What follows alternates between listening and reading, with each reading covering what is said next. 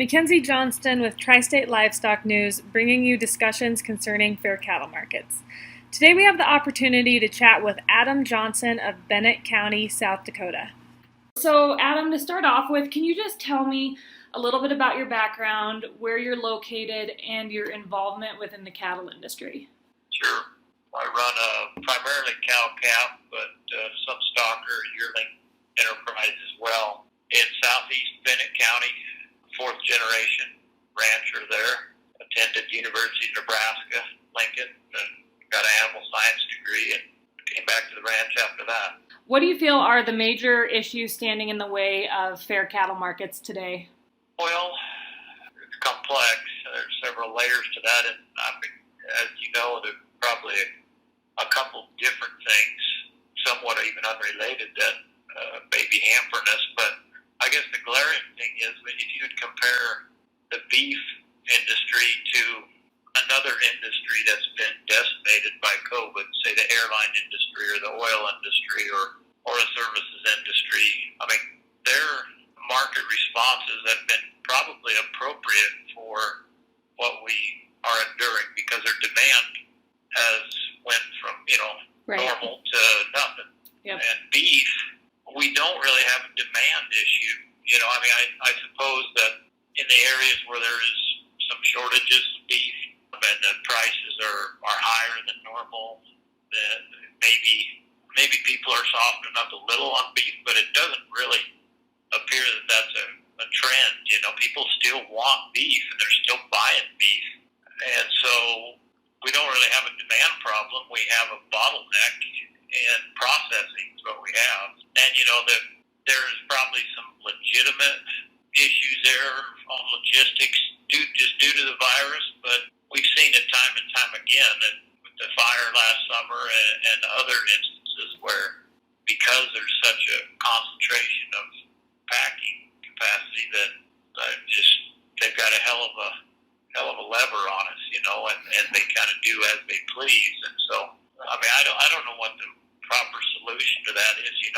The two obvious ones would be to break them up or enforce the current laws we have and possibly enact additional measures. But any of those solutions require government intervention, which cow-calf producers, farmer feeders are, traditionally not a fan of that. But I think we're just coming to a boiling point where something needs to be done. So there's been quite a few proposals brought forward to increase negotiated cash trade to mandate a certain percentage.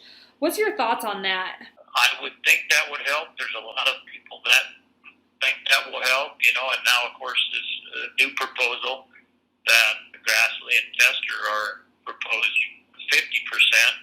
You would think 50 would be better than 30. Now some ag economists out of, I don't know if it's Colorado State or Kansas State, just in daily beef magazine email I get, that some of these big feed yards, they're utilizing these formulas because they work for them. And it's not like we'd have to eliminate the formula cattle. It'd just be a smaller percentage of them. Something is better than nothing. If it's 30, so be it. If it's 50, that's probably better, A few weeks ago, President Trump made the comment that he would like to terminate trade deals where we import cattle. What is your thoughts on that statement and imports in general within the cattle industry? Well, it was a perplexing statement to make. I agree with his statement, but it seems like he's either changing his tune after renegotiating USMCA or somebody else is talking to him, because, when they renegotiated NAFTA, the COOL, the language in NAFTA prevented COOL from being law. That's kind of the elephant in the room that always gets left out. Over the last 10 years, every time I get a tri-state, there's an article about COOL. It's been probably the most contentious issue that we've dealt with, and costly to the industry, not just in dollars, but just the way different organizations have gone at each other. And we're such a small industry anyway. It's been disheartening to watch play out. But when NAFTA was the law of the land, there was language in NAFTA that made it illegal for us to label our meat product to the USA. Now, that was a foolish caveat to in there. It's unfortunate that that was in there, but it was, which is why when we implemented it, Congress repealed it because, the WTO found it in non-compliance, and Canada and Mexico were going to have the ability to put retaliatory tariffs on us. So the logical solution there would be to get that language out of there. Well, the only way to do that is to basically tear up the trade agreement, start over, and it just so happens that that's what Trump did, but somehow that language stayed in there, which is discouraging. I suppose the U.S. would have had to make large concessions in some other industry to get that out of Canada and Mexico because, we prop up their beef industries. I mean, it's plain and simple. So, his comments recently about not importing any beef, I mean, it's music to my ears, and I think most beef producers' ears, but he's kind of late to the party, if you ask me. I mean, better late than never, but maybe the rumblings are getting loud enough that he's finally hearing that we've got a systemic issue here that needs dealt with. So, do you think MCOOL would essentially help our industry? Well, if we were going to build a cattle industry from scratch in the U.S. right now, it's a no-brainer. I mean, anybody that would say that, no, we don't want to label it. I mean, I know there's been studies on both sides, and they show different values and different dollar amounts of benefit or harm, etc., but everybody that sells anything from clothing to beer or wine or wool or anything, I mean, people want to know where it's made, and a lot of people like to support their local economy or their home country, and especially food. So I think it's disingenuous for someone to say that it's not a good idea. I think it's a great idea. Where I would differ a little bit from, I guess, the just intense, loud drumbeat of we've got to implement it right now is how. If we implement it right now, we're right back in the same boat we were when Congress repealed it, because the trade agreement that they just negotiated did not address it. And so now, again, we're in non-compliance with a trade agreement that Canada, Mexico, and U.S. leaders all signed in good faith. We sign a trade agreement and then immediately go back on our word. That doesn't reflect well on us as a country or our word, So it really has put us in a difficult situation and a bit of a quagmire. So, I mean, I don't know how we can legally implement it without changing the trade agreement. And, opportunity just seems to have passed, unfortunately. And it's a divisive issue and contentious probably for a reason. To put a point on it, I think it's a great idea, and I don't know why we don't have it now, but if we implement it, it's kind of thumbing our nose at the negotiators that negotiated that agreement in good faith.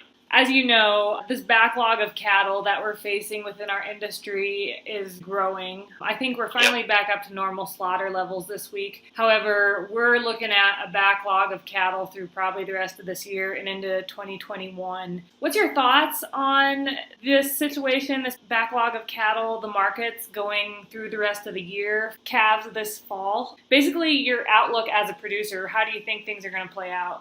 I don't see a big rally on the horizon, that's for sure, just because of what you just described. We've got plenty of beef. And if they would stop imports, the more they would stop, the quicker we could work through our glut. So that would be a no-brainer, I would think. We'll see if they get it done. That was a comment the president made, but I don't know if I don't know how effective he can be, or if his desires are in alignment with ours. It's just going to be tough, I think. We're going to have to slowly work through that backlog of cattle, and, carcass weight's probably going to be higher. The CFAP payments that has just been approved, that's going to help soften the blow some for cow-calf guys, stockers, and feedlot farmer feeders, but kind of like the soybean producers have been saying over the last year or two, we don't want a handout, we just want a fair market, which I think would be the common theme in the cow-calf or even stocker feeder community, that if we could fix our processing bottleneck or the issue of packer price manipulation. Like I said, the packers are making record profits right now, so it's not like there's not money there to go around. They just have all the profit. And so the cow-calf guy, the stocker, and the feeder are just trying to hold things together. Now, that's capitalism.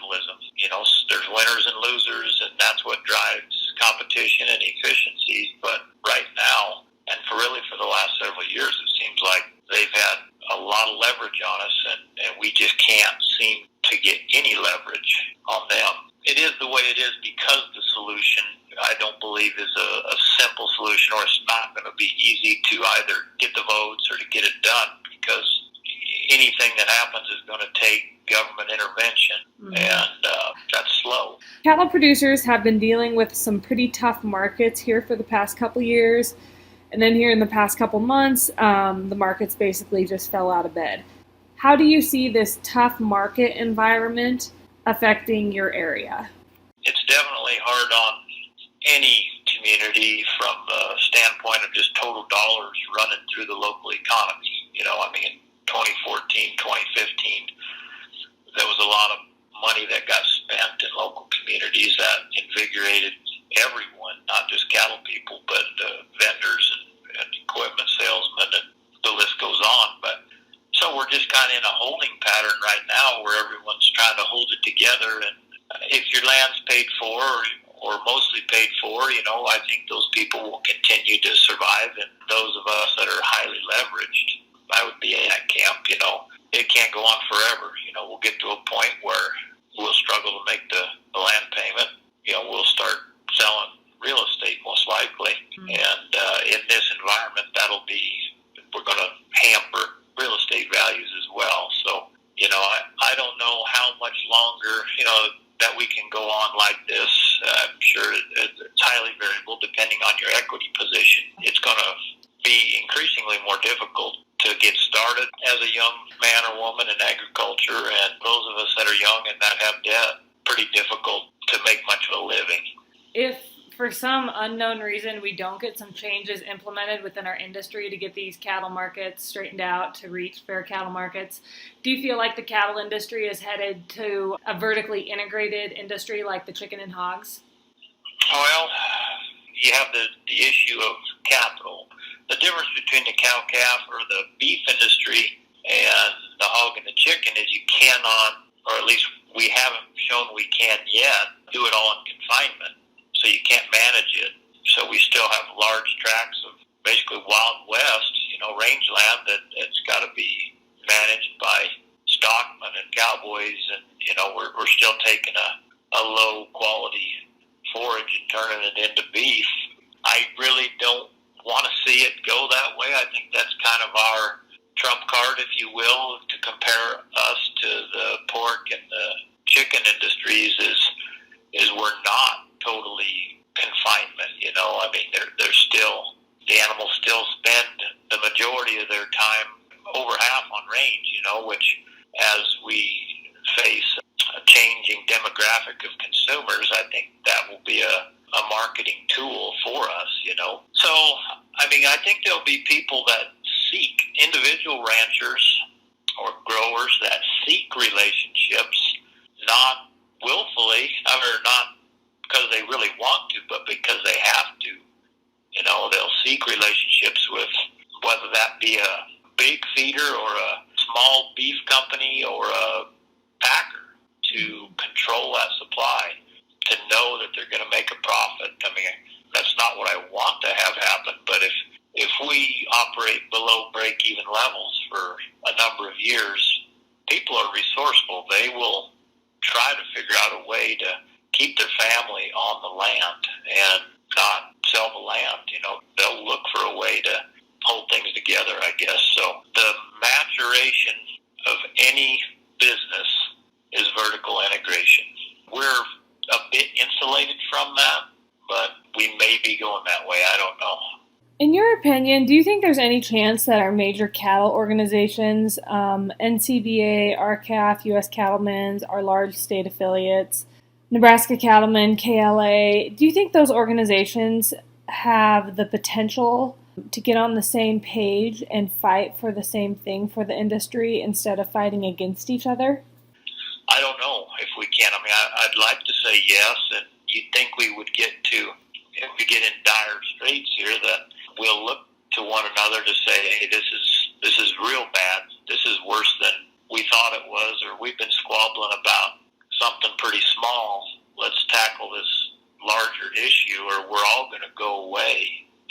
That's maybe where we're headed, I hope, for the sake of industry group cooperation we are, but the rhetoric that gets thrown around on the fringes of some of these trade groups doesn't help. What it's going to take, I told Joe Goggins this at a bull sale. I said, it's going to take somebody like you, Joe, that the whole cattle industry knows and respects, and he's a reasonable man to call RCAF and NCBA, Nebraska Cattlemen, Montana Stock Growers, South Dakota. I mean, get these industry leaders all in the same room and have him or someone like him mediate that conversation. Yeah. Shut the door, no press, no smartphones. Everybody get in there and talk and just spend all day in there. And it's going to take someone like that with that kind of clout, charisma, and respect to bring those groups together, I think, because they're not doing it on their own. If you could sum it up into one sentence, what do you think the cattle industry needs most today? We need an equitable distribution of profit across all segments of the industry, founded in the tenets of capitalism. Somehow we need to create an environment that does a better job of divvying up the profits with minimal government intervention, which I know is no easy task, but a worthy cause.